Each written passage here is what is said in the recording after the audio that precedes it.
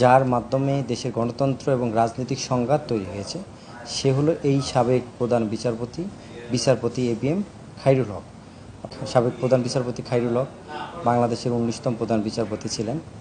তবে আমরা যারা বাংলাদেশের নাগরিক আছি বা আমরা যারা আইনজীবী আছি, নাগরিকের পাশাপাশি একজন আইনজীবী হিসাবে আমাদের সকলের প্রতিক্রিয়া একই রকম ছিল যে এই দেশ ধ্বংসকারী, গণতন্ত্র ধ্বংসকারী, যার মাধ্যমে দেশের গণতন্ত্র এবং রাজনৈতিক সংঘাত তৈরি হয়েছে সে হলো এই সাবেক প্রধান বিচারপতি এবিএম খায়রুল হক।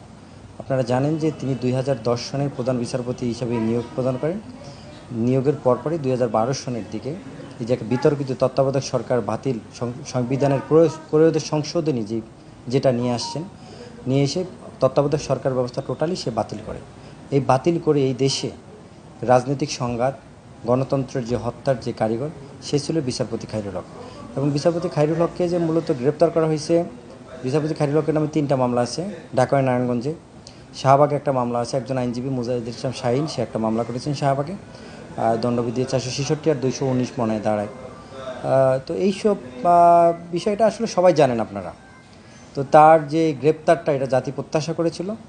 গুঞ্জন ছিল সে ভারতে চলে গেছে, কিন্তু তাকে ডিবি চৌকস টিম আজকে গ্রেপ্তার করেছে।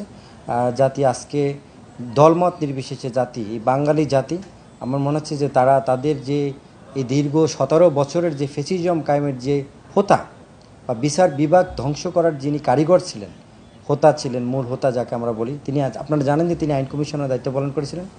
আইন কমিশনের দায়িত্ব পালন এরকম একটা বিতর্কিত ব্যক্তি, তাকে আবার আইন কমিশনের দায়িত্ব দেওয়া হয়েছে।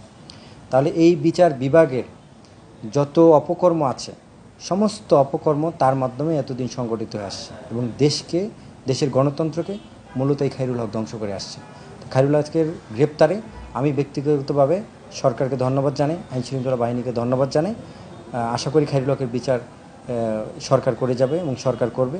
এই দেশের মানুষ এই বিচার প্রত্যাশা করে। আমাদের রাষ্ট্রপক্ষ থেকে আজকে যেমন তাকে গ্রেপ্তার করে আদালতে প্রসিডিউর করবে, ওইখানে আমার সাথে যোগাযোগ হয়েছে, কথা হয়েছে। তার বিষয়ে তারা রাষ্ট্রপক্ষ থেকে তারা প্রসিডিউর, যে আইনের প্রসিডিউরের মধ্যে যেভাবে করার তার বিরুদ্ধে সেভাবে আমরা কাজ করব। বান্ডেল থাকলে প্রতি সেনমানিতে টাকা বাঁচবে। বিকাশ সেনমানি বান্ডেল কিনে জিতুন প্রতি লেনদেনে।